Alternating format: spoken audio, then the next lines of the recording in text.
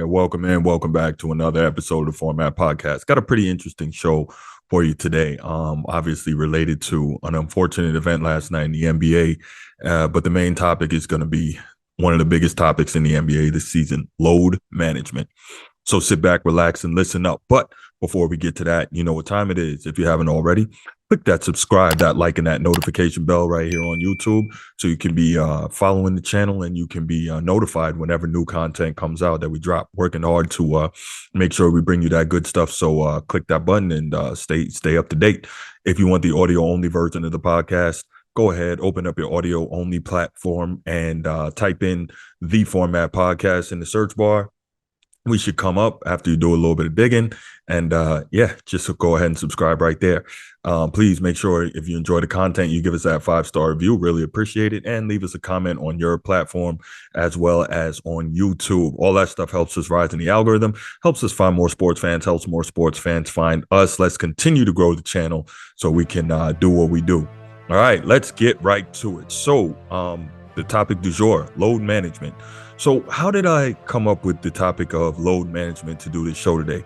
So I wake up this morning. I missed it last night. I'm kind of an early sleeper and an early riser, but I missed it last night. But I wake up this morning and find out that Kevin Durant may be out the next 4 to 6 weeks after slipping in warm-ups on what looked to be a wet spot on the floor. He just went for an ordinary lay-in, slips and damages his ankle. Now, this is crazy because it's, within the last week that Kevin Durant just got off of, rehabbing and coming back from an injury that he sustained while still a member of the Brooklyn Nets, got traded to the Phoenix Suns, worked his way back, got back onto the floor. The Suns were beginning to start to coalesce, kind of gel together and be likely what many people thought would be the favorite to come out of the West, just with the weaponry they have, an all-time great point guard in Chris Paul, and then two of the elite perimeter weapons in the league in Kevin Durant and Devin Booker.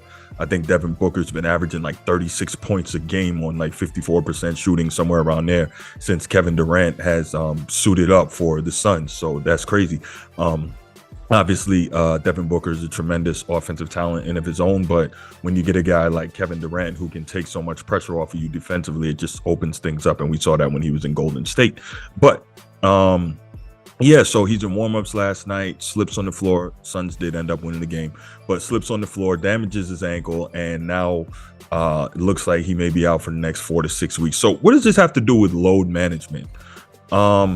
This is crazy because load management has become more and more prevalent in the NBA over the last probably 5 to 7 seasons and probably about 7 years. And it's become what many people see as more and more of a problem for different reasons. So it kind of started years ago when the San Antonio Spurs had an older team, Manu Ginobili, Tony Parker, Tim Duncan was still playing back then. And I think obviously Coach Greg Popovich, they were heading to, I think, a major televised game in Miami. And Greg Pop was pretty upset about the fact that he had an older team and they've been scheduled with a lot of games in immediate succession. And he wanted to give his older players some rest. So he sent them home. And that was a huge firestorm and basically started the load management era. Now, one of the poster children for load management through that time has been Kawhi Leonard. He is often injured, but also is a guy that is known to not want to play until he feels that he is 100% recovered from whatever ailment he's got going on at that time. He's one of the poster children. The Clippers on the whole are kind of readily come to mind when it comes to load management in the NBA, but all these teams are doing it. And a lot of us were under the impression that it's just that these players today don't want to play. They make so much money.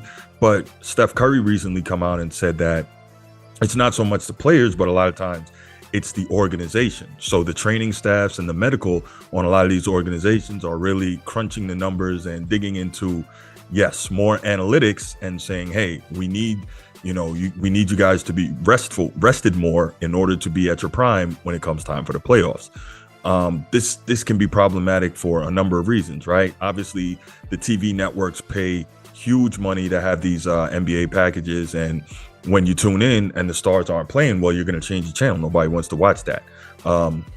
Also, in terms of the live events, NBA tickets, especially good seats, they're not cheap. So you may have a situation where somebody saved up, for maybe the one time their favorite player is going to come and visit their home city.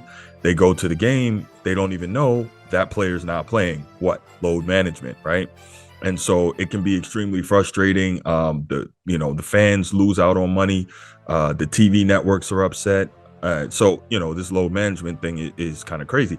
And so you're seeing this, and it's becoming what's considered to be a really large issue. So much so to the point that during his State of the League address at All-Star Weekend, NBA Commissioner Adam Silver was asked about load management, and it's his take that load management he doesn't see as being a really big problem. Let's go ahead and listen to what he had to say, and then we'll come back and talk about it. I hesitate to weigh in on an issue as to whether players are playing enough, because there is real medical data and scientific data about what's appropriate. And sometimes, to me, the premise of a question as to whether players are playing enough suggests that they should be playing more. That, in essence, there should be some notion of just get out there and play. And having been in the league for a long time, having spent time with a lot of some of our great legends, I don't necessarily think that's the case of the world that we used to have, where it was just get out there and play through injuries, for example. I don't think that's appropriate. The suggestion, I think, that these men, in the case in the NBA, somehow should just be out there more for its own sake, I don't buy into.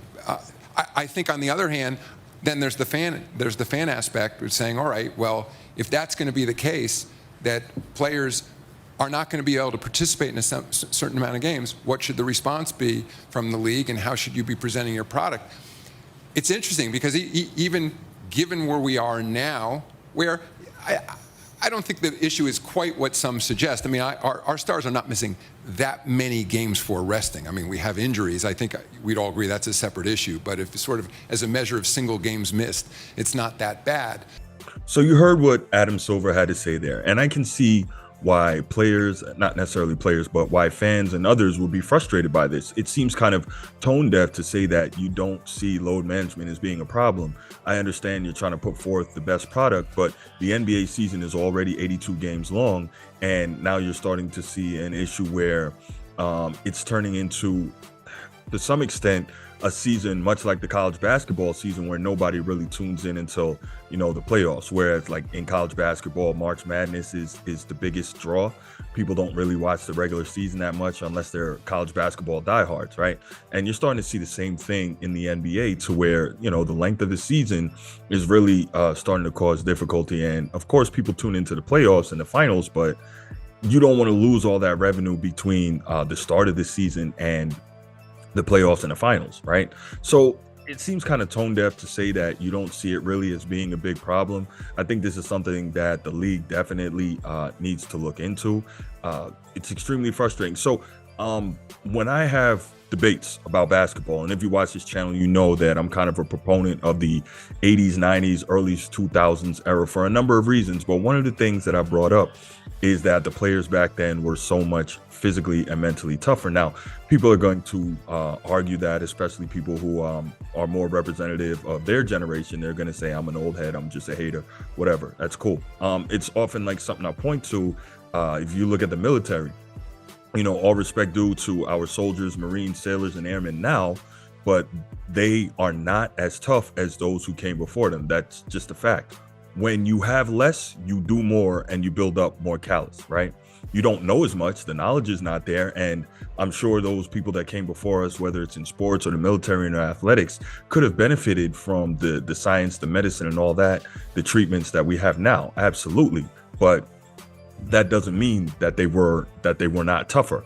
So I look at it like a couple episodes back, one of the things I pointed out was how John Stockton played 82 plus games, 17 out of 19 seasons. In Karl Malone's first 10 years, in his first 18 seasons, he only missed 10 games. And these are two of the most physical players of all time. Now, people are going to argue, they're going to say the NBA game today is so much faster. They're running more and at higher speeds. That's true. And that puts a different type of strain on the body. And I totally get it. But at the same time, you have to point out, okay, with all that, that is a different type of strain on the body. But at the same time now, if you take it back to the 80s and 90s, early 2000s, that physical game, guys are literally getting beat up, physically. So if you have to deal with that, yeah, it's a different type of strain on your body, but you still have to develop the toughness mentally and physically and the callus, right? Like for those of you who played football, the season starts out with two days and practices, right? And hitting to develop your body, condition it for the physicality of the season to come. The NBA season is not like that anymore. The NFL season isn't even like that anymore. But Paul George even talked about it on JJ Redick's podcast recently. Let's hear what he had to say in terms of load management and what he thinks about it and how it's affecting the modern NBA. We want to play. That's the thing. We want to play. It's not that we want to sit out or, we don't want to compete. Like, we want to play, but it's more so, the way the game is now, it's such a, analytical and, we wear chips. They monitor your load off of chips.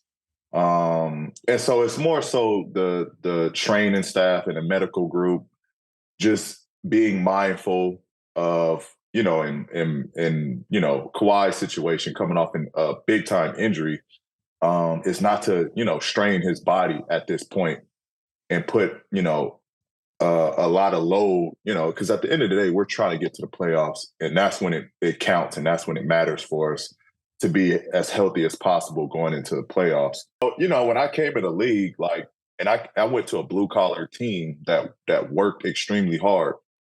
That was like the norm, like practicing hard, the 2-a-days on training camp, like that was just like, that was the norm to me. And I enjoyed it and I loved it because it helped prepare me mentally. It helped prepare me physically. Like it prepared my body for what was to come in a long season.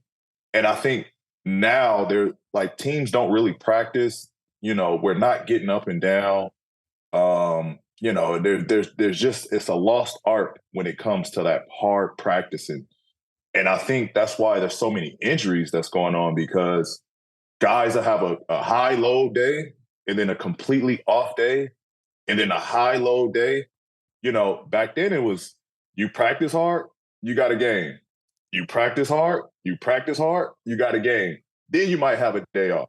Then you come right back to it. So I feel like your body just built the callus and that you were prepared for a long and rough season, to where injuries, there wasn't that many injuries. There wasn't time to take a load off because you felt good to play. You know what I mean? And I think now it's just, it's tough. It's tough because it's almost the reverse. They think by giving us time off, it's helped managing our bodies. But in honesty, I think it's just making us weaker as players without putting that load and strain to our bodies. Right. So Paul George, one of the better players in today's league, he even talks about it. He can appreciate the fact that even when he came into the league, you had 2-a-days, the league was more physical, and your body built up the callus. So we see all this load management. The thing is, as much as they're trying to say that the science proves that it helps, it clearly doesn't, because you're having so many guys sitting, and they're never building up that physicality. Not the physicality, they're never building up the callus for their bodies to deal with the rigors of what it takes to get through a season. Like, I really don't understand why that's so hard why that's so hard for some of these teams to get, or most of these teams. Now, what I do understand is, to these owners, all these high-end players, they're Ferraris, right? And so when you have a Ferrari or a Lamborghini or something like that, obviously I don't, but the people who are wealthy enough or rich enough to have those things, often, like, that's their Sunday car. They don't drive them often. They have another car that they drive every day. So maybe that's the analogy, right? These thoroughbred players that you have, your Sunday is going to be the playoffs. And so you're trying to keep them in as great shape as possible until the playoff comes. But that's not fair to everyone else. And that doesn't allow them to get sufficiently warmed up for that playoff lather, where even in today's NBA, the playoffs are more physical, they're longer, and they can really take a wearing on you. Longtime NBA reporter David Aldridge now writes for The Athletic.